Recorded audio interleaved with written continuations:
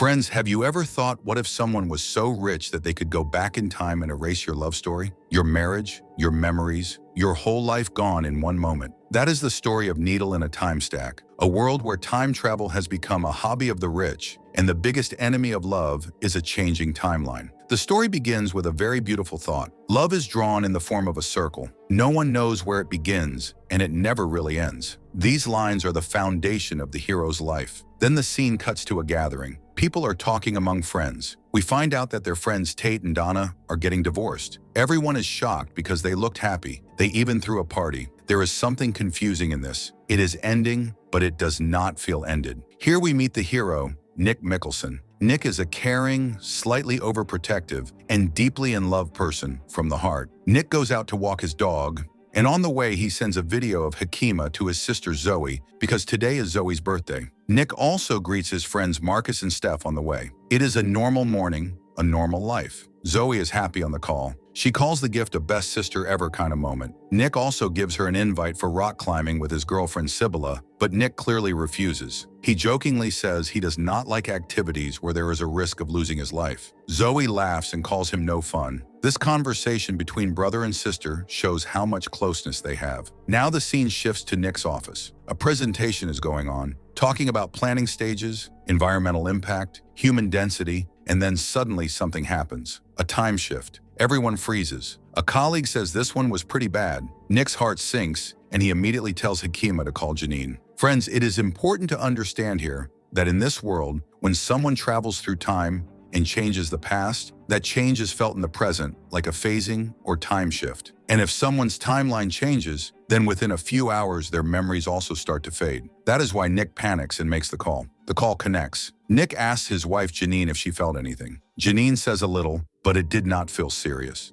Then Nick asks her some questions that are very strange for a married couple. What is your name? Where do you live? Who are you married to? Janine first laughs, then after understanding the situation, she answers, Janine Mickelson, 11 Lantana Crescent Lane, and I am married to you, Nicholas Perry Mickelson. Hearing this, Nick can finally breathe again. Janine reassures him that nothing changed. They are fine, and he should not panic. In the evening at home, Nick and Janine are in a relaxed moment. Janine is watching videos of a dance performance that she shot. She is a photographer. Both of them talk and laugh. Nick jokes that he actually does not like cats, even with Charlie around. He says he likes dogs, and he had thought that when he became independent, he would get a dog. Janine reminds him that Nick himself brought Charlie home. The talk continues in laughter, but then Nick's mood suddenly changes. He becomes serious and says that something is not right and Tommy has changed their timeline.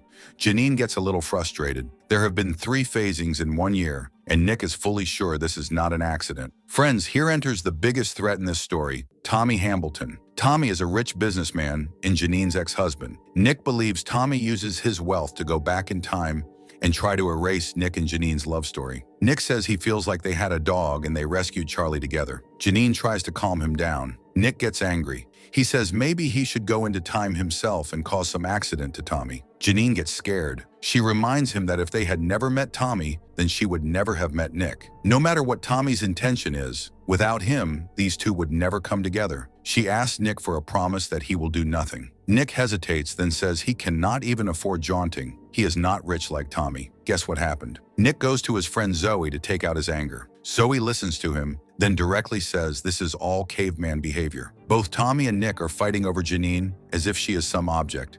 Zoe also says maybe Nick himself once did something unknowingly that caused Tommy and Janine's marriage to break. This hurts Nick, and he says to Zoe, what would she know? She herself has never been in a relationship. This hurts Zoe and she cuts the call. Nick realizes his mistake and apologizes. Nick makes a decision. He calls Tommy Hambleton at his office. Tommy takes the call completely casual, as if nothing happened. The two set a meeting that evening at the loft. Reaching there, Nick and Tommy talk over drinks. Tommy tells about his life, his father's business, pressure, expectations. He says he always thought he would not become like his father. While talking, Tommy and Nick eventually come to Janine. Nick directly asks if Tommy is changing the timeline to break them apart. Tommy shifts into philosophy. He says love itself is a crime. Every time we love someone, we steal them from someone else's life. He does not give Nick any direct answer, but he says meeting Janine was the luckiest day of his life, and he wasted that luck. He tells Nick to cherish the day and be happy. Happiness is the only thing more fleeting than time. Hearing this, the ground slips from under Nick's feet because Tommy did not directly say anything, but everything was in his eyes. After this, Nick goes to a company called Pass Protect. This is a memory protection service. An employee explains that they can upload all of Nick's photos, videos, and memories to a special chronomatically insulated server. If a phasing happens and Nick's memories start fading, Pass Protect will try to retrieve them. Nick immediately asks, "So what if you lose my memories?" The employee says there is a 100% money-back guarantee. Nick says in frustration that it is not a guarantee, it is a refund. The employee honestly admits that no one can give a 100% retention guarantee. Nick still signs up because doing something is better than doing nothing. At home, Nick happily tells Janine. Janine gives a cold reaction. She is tired of all this phasing Tommy and timeline talk. She says as soon as Nick comes home, all this starts. Nick defends himself. He says he is not talking about it, he is doing something about it. But Janine's mood gets worse, and then Nick asks if she talked to Tommy, if she met him. A look comes on Janine's face that tells Nick the truth. The truth is that Janine met Tommy at his office. She had explained to Tommy that he should leave them alone. Tommy gave her a gift, a small Casio television watch, and Janine kept that gift on the promise that Tommy would stop the phasing.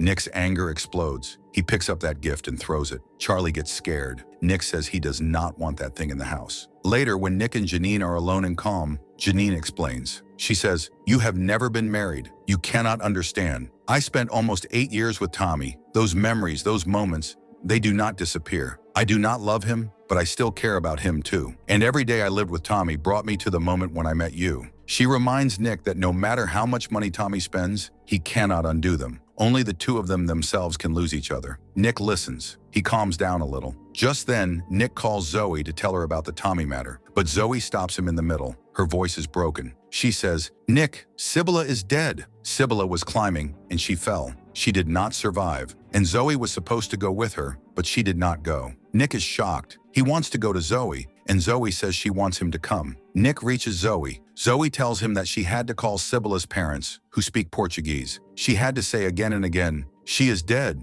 Your daughter is dead." And every time she said it, reality became deeper and heavier. Nick slowly comforts her. He says Sibylla and Zoe's friendship was not built on language, but on bond. The two of them understood each other without knowing each other's language. That is the strongest connection. Nick apologizes to Zoe for saying some harsh words to her about Tommy, and in this moment, both understand to hold on to what they have. Nick comes home. He goes to Janine. Between them, that beautiful line echoes again. Love is drawn in the form of a circle. No one knows where it begins. Nick says, "Let's go somewhere." Where? Anywhere. When? Right now. Janine is a little surprised because Nick had spent almost a whole week in silence, but Nick says he just wants to be with her. "Be with me always, and always." Janine agrees. Both of them get ready to leave. And friends, here comes the moment that turns this whole story upside down. Nick and Janine are at some transit point. Boarding passes are being checked. Nick stops for a photographer's request and lets Janine's photo be taken. As soon as he turns back, Janine is not there. She is not there. Nick shouts, "Janine! Janine!" But nothing. Nick panics and tells Hakima to call Janine. The reply comes,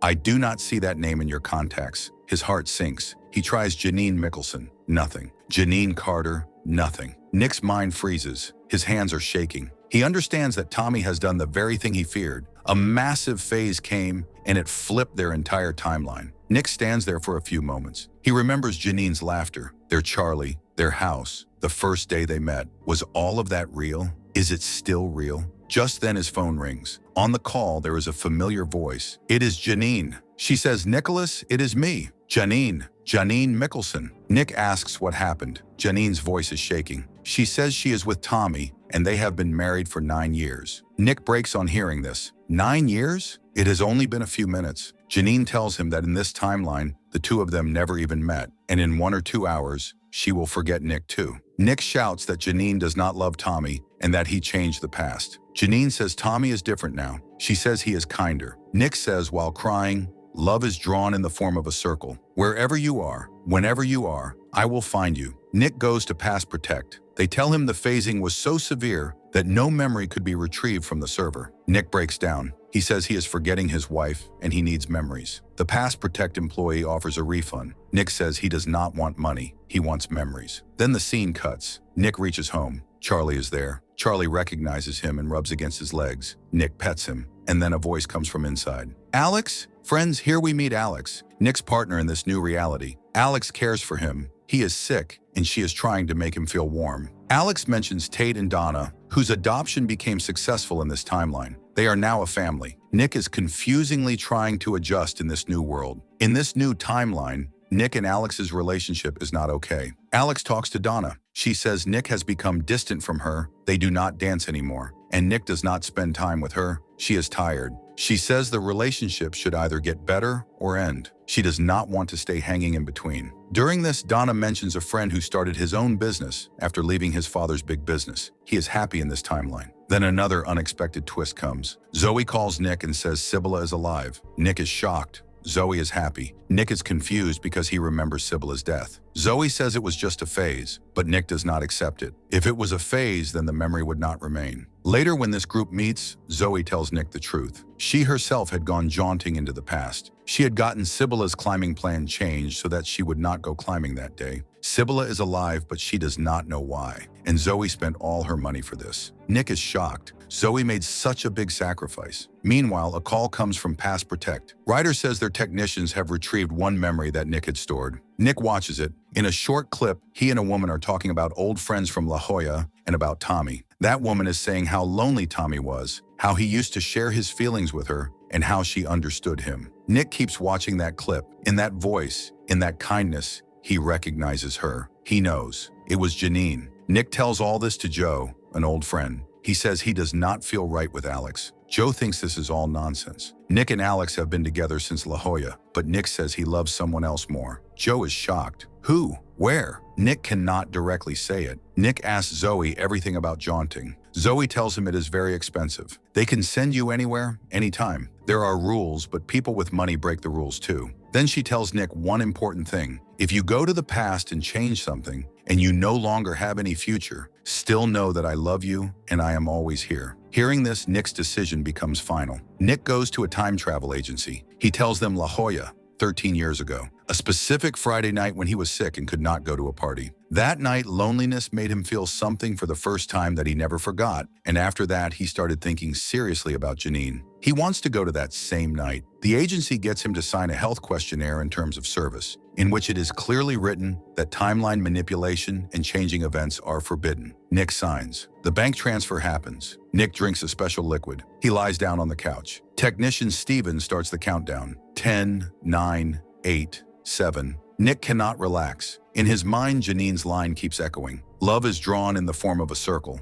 And then he goes. Nick reaches the past in La Jolla. There is a party. People are laughing. Music is playing. Then someone sees Nick and calls out, "Nick, hey, I did not think you were going to make it. Alex said you were not feeling well." Nick says he is feeling better. Alex is also there, his girlfriend from that time. And there is Tommy, his old friend. The Tommy from that time who has not yet gone into the past to break anything, who is still just a lost, lonely rich kid. Nick takes Tommy to the side. He says, "Tommy, I am breaking up with Alex. Tonight." Tommy is shocked. Why? Nick says things are not right. He does not deserve Alex. But Tommy looks at him in a way no one else does. Alex needs Tommy, and Tommy needs Alex. Nick says she has been there for Tommy in ways he has not. If Nick was not in the middle, maybe the two of them would be together. Nick honestly admits that he kept taking Tommy for granted, and Alex made him realize that. Nick tells Tommy that Donna, Tate, and Alex never judged him for his money. He is their friend. They want to see him happy. Both of them. Tommy is emotionally overwhelmed. He can barely say anything. He only says that sounds like a good idea. That is all he can say. But there is a new light in his eyes, as if someone has seen him honestly for the first time.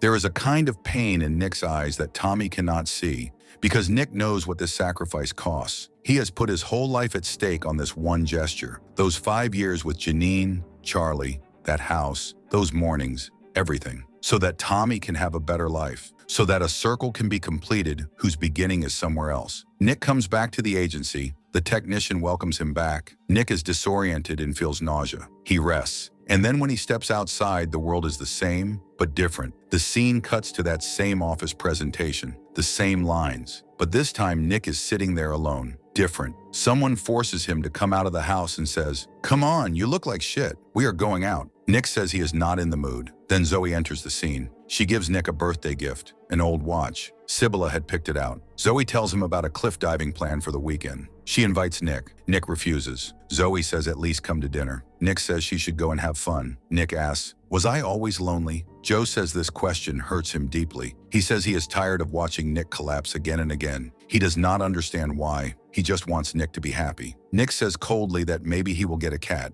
Then Nick's phone rings. On the other side is the voice of Tommy Hamilton. Tommy says Zoe called and she is worried about Nick. Tommy invites him to the loft. They are celebrating Tate and Donna's anniversary. He says it is not his business, but whatever Nick is going through, he does not have to go through it alone. He should just come for one drink. Nick agrees. Nick reaches the loft. Tommy is genuinely happy to see him. Tommy tells him that he did not take over his father's big business. He started his own small business. He is happy. He says, "I am happy in myself, and that is because of you." Hearing this, Nick feels like one loop of the story has been completed. This is the effect of what he did that night in La Jolla. Just then, Donna comes running. She hugs Nick. She is happy. She says, "You look like shit," but there is love in her eyes. Then she calls Alex and says she just needs to steal Alex's husband for 1 minute. And here Nick realizes that Alex is now Tommy's wife. Nick and Alex talk alone for a few moments. Alex says she was really hurt when he broke things off, but over time, she thinks he was right. She honestly says that if they had not broken up, she would not be with Tommy. And if she was not with Tommy,